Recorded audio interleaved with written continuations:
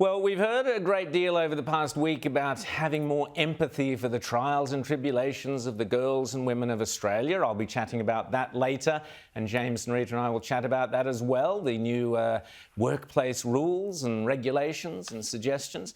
Perhaps maybe we all need a bit more empathy for each other.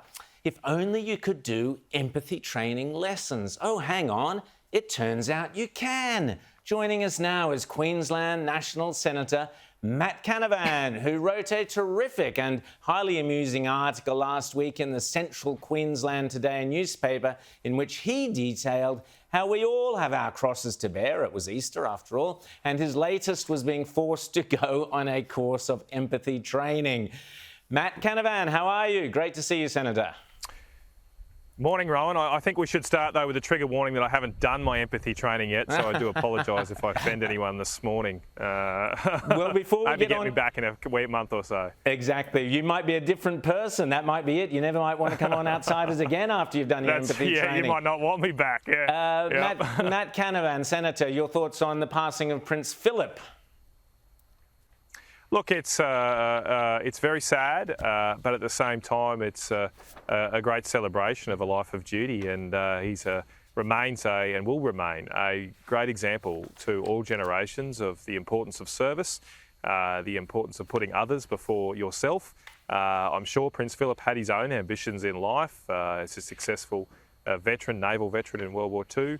But ultimately, he spent 70 years as a loyal consort, effectively, to his queen, to our queen. And I know some might think living in the royal family is a bit of a gilded cage, but I wouldn't want to do it for quids. It's a tough life, a restrictive life, but you never heard boo from Prince Philip complaining about it. He got on with his job, what he was appointed to do in life, and did it very well. And he's a great example to all of us in that regard.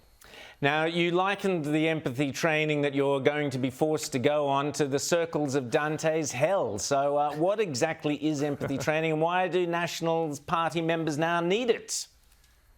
Well, look, I didn't know about empathy training till a couple of weeks ago, Rowan. I'd never heard of it before.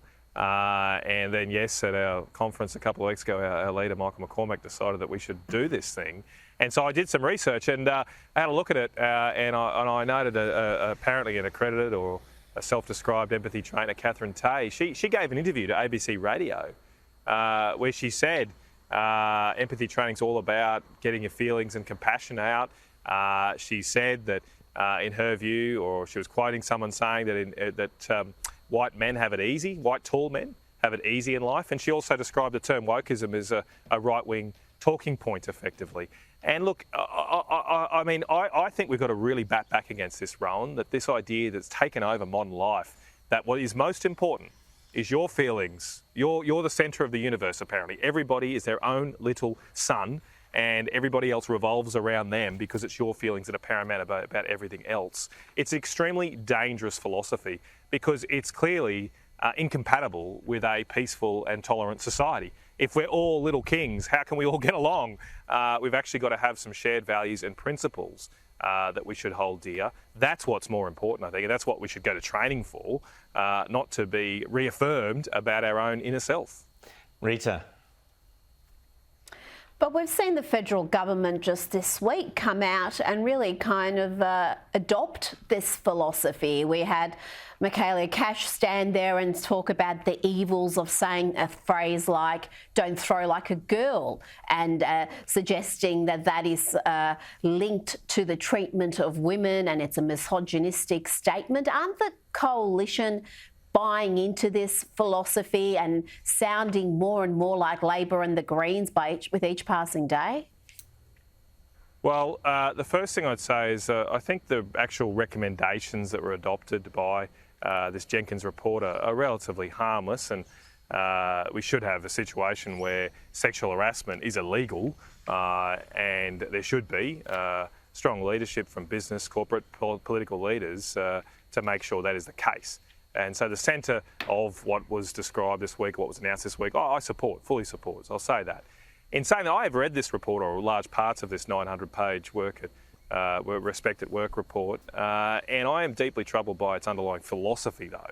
The recommendations don't seem all that problematic, but the actual philosophy here that somehow the reason we have harassment or violence in our society is because of gender inequality. That's what the report says. It has very little evidence on that basis, and if anything, the evidence seems to point the other direction.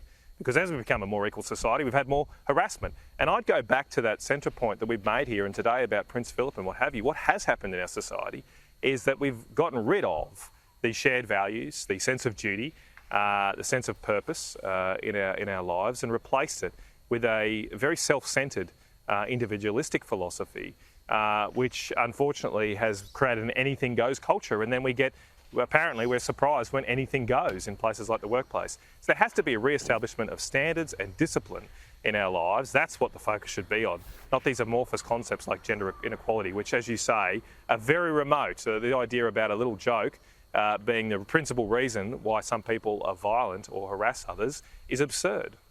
James.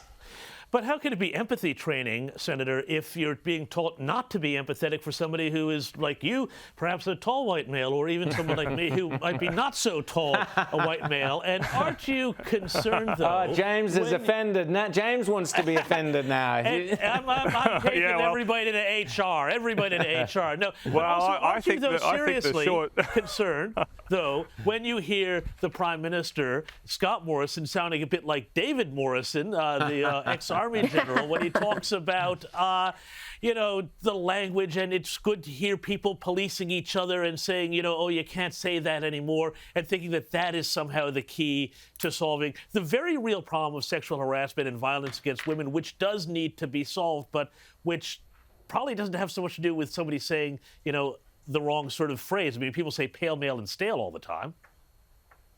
Yeah, look, I haven't seen all the Prime Minister's comments, James, so I'm not going to provide a commentary on those. But I do agree with your central point here. How in God's name do we think we're going to fight bigotry with more bigotry? Yes, there are an issue with some people having barbaric conceptions of women in particular. I'd say that's a very modern phenomenon that's cropped up again with this anything goes culture that we've adopted in this country, but in the West, really. But the response to that is not then to say and denigrate all white males. All right. That's not. You're not going to. It's not here a zero-sum game. You're not going to offset one ill or one sin with more sin. What we've got to get back to is the central point that Martin Luther King Jr. summed up so well years ago, that we've got to judge people on the content of their character, not the colour of their skin, not their gender, not where they've come from, not how they've been growing up. But yes, you should be judged on your character and your behaviour, and if you harass people, absolutely, you deserve judgment and must be consequences for that.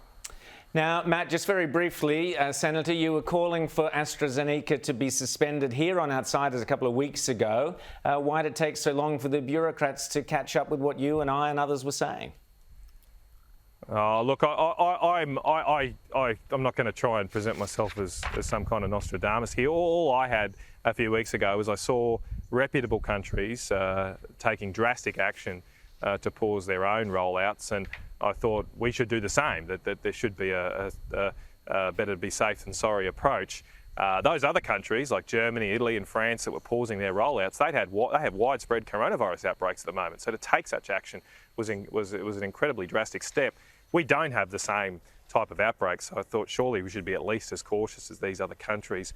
I am concerned, I suppose, to try and answer your question there. I'm concerned that the authorities invested too heavily in a PR campaigns, our health authorities. Some of them openly said, we can't pause the rollout because we might damage confidence. And I think what they should be doing as health authorities is putting the health advice first. I trust the common sense of Australians to give them all the facts, give them all the information. Australians will make a common sense decision. But if you try and hoodwink people, you actually do more damage to confidence, because you're then not really sure whether they're actually telling you the real facts or whether they're trying to put spin on it for PR purposes. So hopefully after this decision we can just get back to providing all the information. This is a very rare event. I myself wouldn't be against taking AstraZeneca myself. I just think we've got to had to get to the bottom of it, and we've got to provide all the information to people, because some people are at higher risk and they deserve to have that information before getting a jab. Senator Matt Canavan, thanks so much for talking to us here on Outsiders. Great to see you.